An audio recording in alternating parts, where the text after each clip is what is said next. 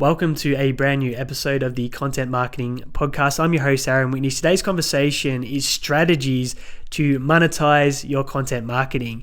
And it makes sense if you're investing several hours a week or month into building an audience, adding value and serving the marketplace, that you have some go-tos that you can pull the trigger on anytime to add new clients to your business, introduce new profit and new revenue. And the good news is the more and more content you create that serves and adds value, the easier it will be to extract clients, because you're going to have more demand for your paid solutions. You're going to have a much more qualified audience that already believes in your capabilities and expertise, so you'll have a lot less sales resistance. And because you've already helped them solve problems, there's a lot less price sensitivity, so they'll often pay a lot more for the solutions. And I want to kick things off with a consideration. And I heard this on another podcast with Alex Hormozi, and it was so good that I wanted to share it and credit him for sharing the strategy. And that was to have a offer in your product or service suite that's ultra high end, that if a whale ever stumbled across your business through the content journey, which is possible, and wanted the all-you-can-eat solution, even though you might only be able to deliver one or two or three of these every 12 months, it's sitting there and someone might just go ahead and snap it up. But what it also does is it makes your second most expensive offer on the table seem a lot more attainable when it's next to that ultra high-end solution. So he used the $100,000 plus as an example, and you just need to sit down and go, okay, if someone were to pay me $100,000 or more, enter the amount, what would I need to deliver to make that feel like a no-brainer? So what are the tangibles? What is the experience like? What is the outcome? Everything involved where you would go, wow, if someone's staring that offer down the barrel, it would seem too good to say no to. So when that ultra high-end client, and they're certainly out there, stumbles across and they're just looking for everything handled for them, they're paying for that convenience, peace of mind, speed of outcome, personalized, customized experience or service, whatever it is, it's there. But it also provides that contrast to make your second most expensive product seem a lot more attainable for those that can't get to that top tier product. And it also builds in a lot of scarcity too. And maybe if you do a great job, you even end up with a wait list for that ultra high end solution. So that's something to consider putting in your product or offer or service suite, and just start asking the question, what would it need to look like for you to charge that sort of price point, and work backwards from there. Now, into the strategies. The first thing that is simple to do to monetize your content is once a month or once a fortnight, you get to choose the frequency of this, is actually introduce an offer into your content circulation. So if you're posting content that serves, add value, solves problems, comments on trending topics or solutions, once a month, once a fortnight, there's simply an offer. Hey, if you want help solving XYZ problem, comment below and I'll be in touch. And it's as simple as that. So you're looking for the people that have been watching, consuming, getting the value, who are now ready to explore a paid or a more hands-on solution from your business. And what you can do to put that on steroids is boost it.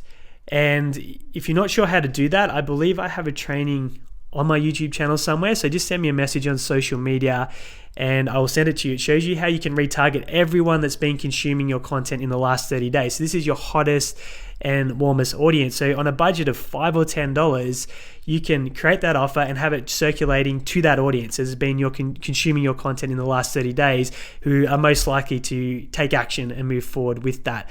So for very minimal investment, you can have it circulating for a few days to that hottest audience and see which hands go up and who's looking for a paid solution or that specified help. And that's one way to start monetizing your content, which leads into the second strategy, which is retargeting. So at any point in time, when you're putting content out, you're actually creating a database, even though they haven't put in their emails and submitted contact details, of your warmest prospects that are outside your pipeline. And that's because they know who you are, they're actively engaging with your content, already getting help, and they've had some wins in advance. So at any point in time, and I tend to have retargeting campaigns circulating quite regularly when we're ready to take on new clients for a particular offer.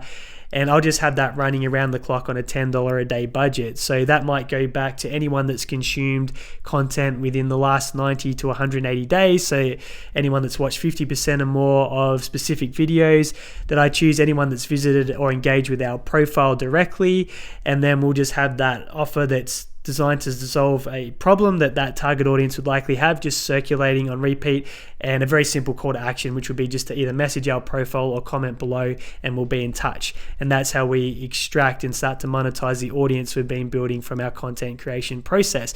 So they're the first two strategies. The third strategy is called the PS strategy.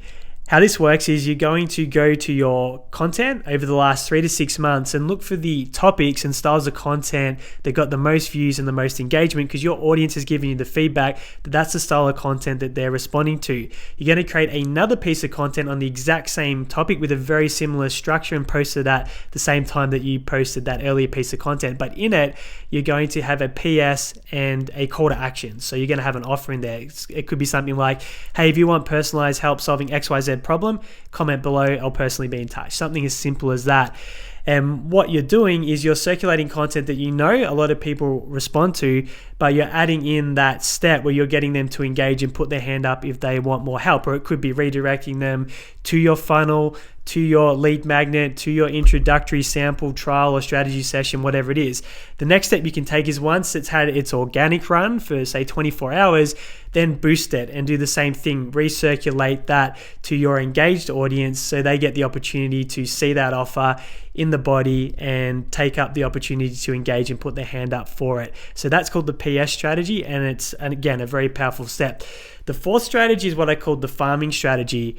And what it is either you or someone in your team can do this, is going back and reviewing all the engagement and interactions from your content within a recent time frame, and just looking for anyone that's messaged you, sent you an email, a DM, or commented that you might have missed, because they're usually the ones that are looking for specific help or support and just going, is there another step I could take with this particular person that's engaged or interacted with me? Can I ask another question that could lead to a conversation that could result in a sale? Have I taken it as far as it can go? Because more often than not, you can come up with a list of say 10 or 15 prospects that have interacted or engaged with content from the last 30 to 60 days that you could open up a further conversation with. And it might just be asking them another question, going, hey, how'd you get on with XYZ? And they go, you know what, I haven't started yet. Then you can go, okay, would you like some more help with that?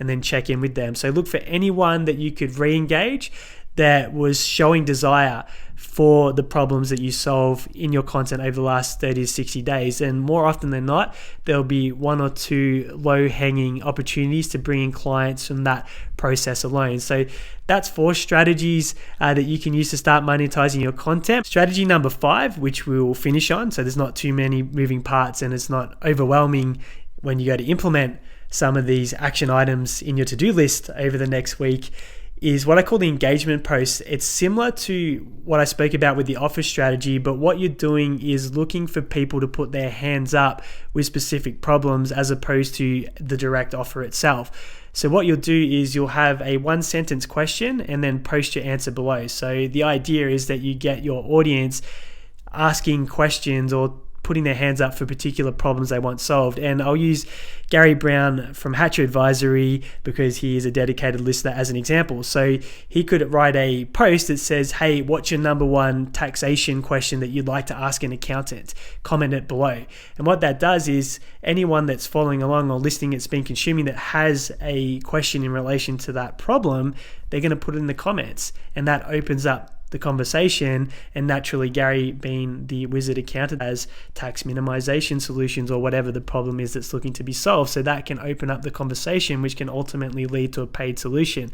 Another thing he could post is, what's the one question that you'd like to ask an accountant right now? Comment and post your question below. And again, extract from the audience and the network the questions to see who he can open up conversations with and turn into a potential prospect or lead. So if you write a question that you know is going to get people to divulge their biggest problems to you in the comments section, that's one way to extract leads and opportunities that are putting their hands up with very specific problems through the content creation process. A very, very valuable strategy. Then it's just using the the right steps thereafter to have that conversation. Go, look, this is something that we'd love to help you with, and then turning that into the sales process that you run for your solutions.